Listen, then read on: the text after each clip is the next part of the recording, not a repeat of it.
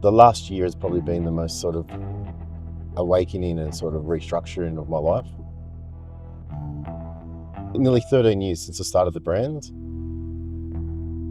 I lost Charlie just over a year ago, right? When Charlie passed, the week after I was telling you I got sick, I think it's just like all the adrenaline just dropped. And then the underlying issues in my body from just pushing myself, from the stress, from not sleeping, everything you think that you're not dealing with is storing in your body. Everything that you're not resolving is storing in your body. And if you don't release it, it goes somewhere, and mine just, I reckon, just broke my body. So I had to rebuild myself in the last year. It's quite what the gym taught me was how to appreciate the process and the progress, but also how to surround yourself with people with the same sort of mindset and beliefs. You can have everything, but if you don't believe in who you are, what's the point? And the gym became my church. Wade through smoke, God don't follow fear.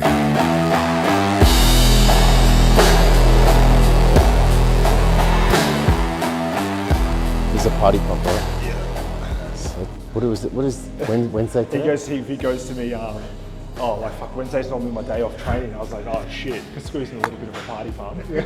Do you like high intensity? Like, you go in there, you fucking smash it out, quick, like, less rest.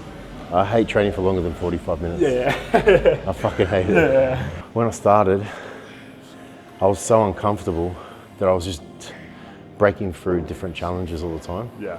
Now it's getting a little bit consistent, repetitive.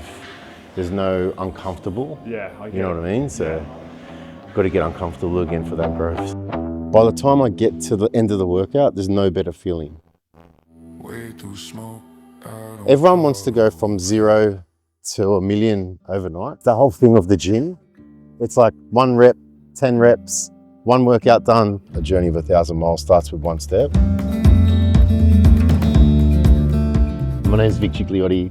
I am the founder of an activewear brand called Muscle Republic. Started the brand just under 13 years ago, in March 2013, with my dog Charlie Brown, who is our forever CEO, on a mission to show the world that real muscle is heart and connect the world through the heartbeat of fitness. You know what's crazy, bro? I remember coming to your warehouse, me and Jai. Yes. And this would have been 2019. It was 2019. Yep. You were here, right? Yeah. when we we- moved in 2016, Yeah. and then I think when we came, it was like at the back end of you being here. You That's were like correct. you were looking to move. we looked for ages. And it's funny because I was more stressed about moving from there to where we moved to over there than moving to this one, which is a lot bigger. And then this one I moved in 2016 from my parents' garage. And then I lived here with Charlie for about 6 months. Charlie was my dog who I had from 2010. So when I started, everyone was calling themselves a CEO. How the fuck am I call myself a CEO? I don't even know what I'm doing. So I said, They fuck put it. the title. I'll just call the dog the CEO. And I never felt alone because I had Charlie. Yeah. So- Those long nights or Yeah, he's on the back of my car. You can't miss him, bro. yeah. How many square meters is this space? It's 130. 130. Yeah. And how many square meters is this building you're in now? Altogether? 3,600. There you go. Yeah. So look, they still got the sign, see? See, I had the real estate upstairs when I... He was still juggling his normal job while trying to make his dream become a reality, which is it. This was the shop, so that's the warehouse. Just this little section here was like a little concept store, and I did pretty much the first 2 years of trade from there. Did you have many customers actually coming in to Heaps, all the buy? time. Yeah. All the sales we made in the beginning were from there. We persevered with that for about 18 months, and it was just atrocious. And then I started doing this entrepreneur course, and they brought up this thing called Shopify. All these people at the course talking about Shopify. I didn't even know what it was, bro. I was like, oh yeah. And I was like Googling what's Shopify. You know? September 2017, and we launched that and never looked back. It's like, Yeah, I remember this. Yeah. I remember this, bro. Yeah. And the office was up there. Was it your racks here? I think. Yeah, we had you racks here. I remember. I had the packing desk over there. The truck would come, there was no room, and it was all boxes, so we had to take it off by hand. Yeah. So you'd like grab the truck, walk it in, and the truck driver would get the shits because we had no forklift. Yeah. It's the fun part, bro. Like honestly, like looking back, bro, you know what happened? Monday, a 40-foot container rocks up. I'm upstairs, I don't even know it's arrived. I see a notification on like Asana that the inbound warehouse coordinator has ticked that the stock has arrived, it will be receipted for our warehouse management system. And I'm just like, what the fuck is all this shit, you know? When I lived at that warehouse and I couldn't pay for anything and I couldn't borrow any money because the banks wouldn't give me any money and I was struggling, that was my lowest, you know? Because I was like, now I'm out of fuel, what am I gonna do? If you're not making progress and you don't know how you're gonna get to that goal, I'm gonna simplify it for you. I'm gonna give you the power list. Just have a goal and break it down and then do 5 things every day, and one of those 5 things have to move you towards one of your key goals. You let fear overtake you, it comes up inside and it burns you up. But if you take that fear and you use it as fire and you control it and you like let it push you through and you just barrel through every challenge, because like, trust me, today there'll be another challenge. Tomorrow, next week, there's gonna be something else. As your business grows, your challenges just get bigger. Find a strategy, find something, find a solution. Every crisis presents an opportunity. And this is where we moved, yeah. I remember when you moved here and I was thinking, fuck, this is a big space. Yeah. And then you ended up taking the other, the other side of it as well. Within 12 months. And then the warehouse manager, Ty, who you'll meet, he used to work over there and he had a forklift. And I used to, he used to be in here. And I'd ring him and I'd say, Ty, can you come and unload the container for me? And he would do it. Like, he was such a good kid. And then I gave him a job. So now he runs the whole warehouse. And we had to move back out because we didn't have enough room. So we had to build a mezzanine. On the top. Yeah, so we moved out for a week. They built a mezzanine. And then we just have aisles like this and then restock up the top. Crazy, man. And then packing desk here. And the container used to come here and we'd unload the container and just fuck.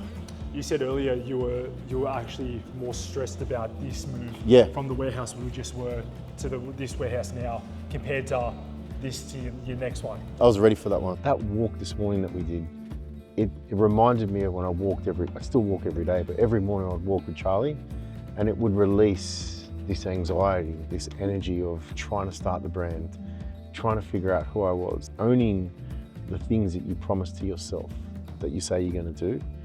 Once you build that confidence, confidence leads to strong self-esteem.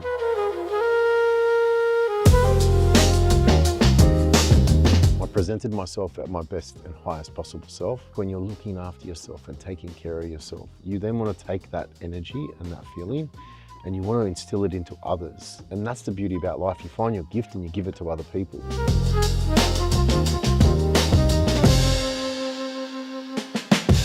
Eric. Quotes is like what changed my mindset when I first started like wanting to shift things up in my life. So I would read quotes and then like, you know, you can't teach heart, dream, believe, succeed. These are our values.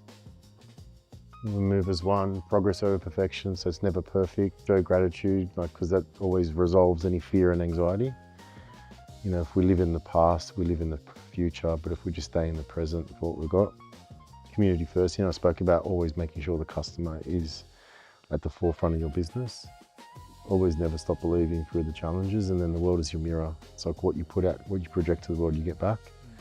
And that's hard when you're going through fear, anxiety, stress. Everyone thinks there's an overnight success for everything, and there isn't. And we sit here with 50 staff now and a growing business, but that actually hasn't been the actual reward. Whenever something goes wrong here, no matter what it is, I always take full responsibility. Extreme ownership, you have to, because then you don't give anyone an excuse to say, well, you didn't achieve something because it was your fault or your fault. I always bring it back to myself. I should have been across it. A true leader leads from the front. He doesn't stand at the back and push everyone. So felt like what I used to do before building the business, I'd work alongside my team. Like I'd always be downstairs and show, okay, like let's get the orders out.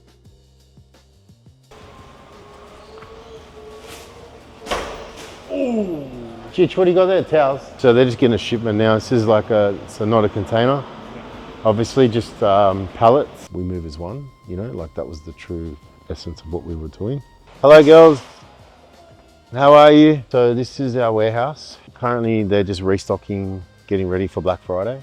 Returns desk, packing desk, full sequence of all the picking.